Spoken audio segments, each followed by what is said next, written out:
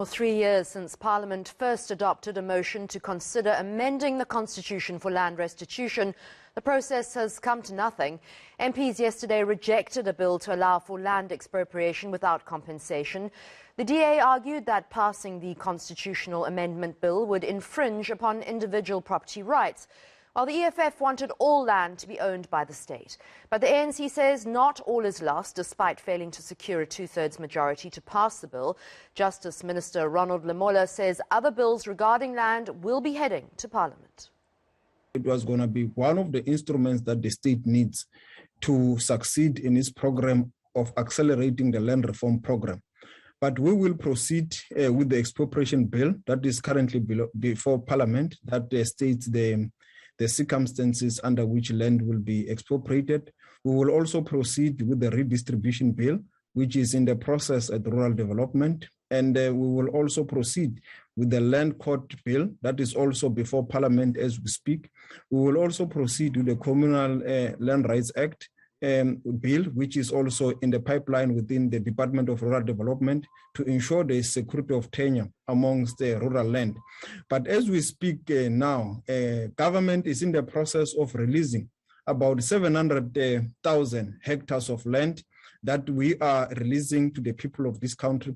So we are proceeding with all the instruments that we have currently at our disposal to accelerate the program of land reform. Well, for more on this, we're now joined by constitutional law expert Lawson Naidoo. He's with the Council for the Advancement of the South African Constitution. Lawson, the ANC failed to pass the bill. The ANC couldn't muster a two-thirds majority. They would have needed the EFF, but there was a dispute, and a long-standing one, over the custodianship of land, with the EFF saying all land should effectively belong to the state and the ANC saying that just was never going to happen. Well, good morning and thank you very much. Yes, look, I think the debate around the amendment of Section 25 of the Constitution has been a false one because it's about, as the Minister of Land Reform herself has made clear, it's a debate. It's an issue of making explicit what is already implicit in the Constitution. And many of us have argued for a long time that the Constitution already provides the state with the tools to put in place an effective land reform program. It's unfortunately the failure of successive governments since 1994 to devise and implement such a land reform program that lies at the heart of the land issue in South Africa today. The problem is not the Constitution, it's the political will to put in place a meaningful land reform program. It's unfortunately been left to organizations like Casac that has to take the Ingonyama Trust case as an example to court in order to secure the tenure of residents on traditional land in KwaZulu-Natal. Now, those initiatives should be taken by the government. The Constitution in Section 25 already provides the state with more than adequate tools to enable it to do that. And I think, what we saw in the debate in Parliament yesterday was petty political bickering amongst political parties, seeking to score cheap political points rather than addressing the fundamental issue of how do we address this, the problem of land reform in South Africa, what measures need to be put in place, what resources need to be made available. Hopefully now that we're beyond this debate, the debate can focus on those real meaningful issues. Lawson, we were talking about this yesterday and saying there is the mechanism, as you correctly said, in place in the Constitution for not only compensation but for restitution too. And you're saying there's a lack of political will. Government has argued that they can't compete with market-related prices, and that's why they're failing to secure certain properties that they've made offers to purchase. What is the real nub of the issue, though? Why haven't they got a proper land reform program off the ground after so many years?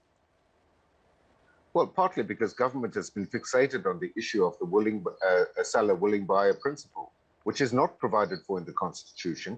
If you cannot agree on the amount of compensation to be paid, there is a mechanism that Section 25 provides for the courts to determine on the basis of criteria that is set out in the Constitution as to what reasonable compensation ought to be.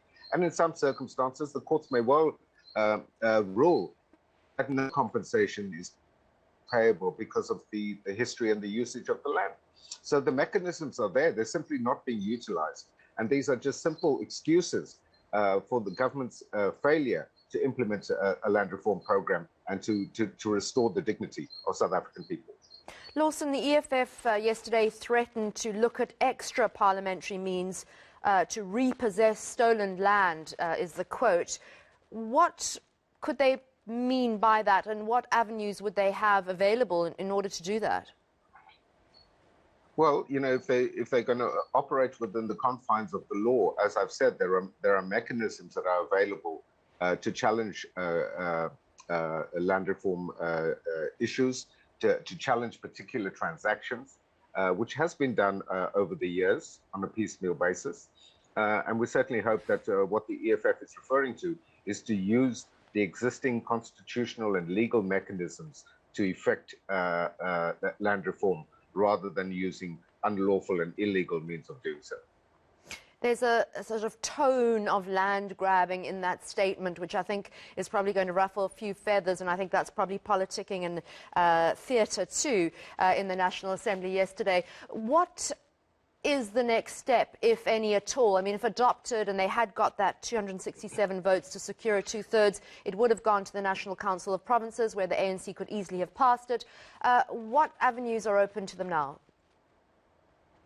Well, I think the first point is that, you know, this was, although the Constitution has already been amended 17 times, this was the 18th Amendment Bill, but this was the first time that an amendment bill that seeks to amend a provision of the Bill of Rights in Chapter 2 of the Constitution, which, as you say, requires a two-thirds majority. It has failed. There is still the expropriation bill that is before Parliament, which seeks to bring the mechanisms around expropriation in line with the constitutional provisions in Section 25. That bill will still go through Parliament. But I think what is really needed is what I said earlier, is for government and all stakeholders to sit down and put together a meaningful and realistic land reform program to identify vulnerable people and communities, to identify the categories of beneficiaries that will be eligible for land reform program, and how those beneficiaries are going to be supported in order to sustain their tenure on the land. Those are the real things that will have an impact on the lives of ordinary people, rather than the grandstanding and the politicking that we've had over the last 2 or 3 years.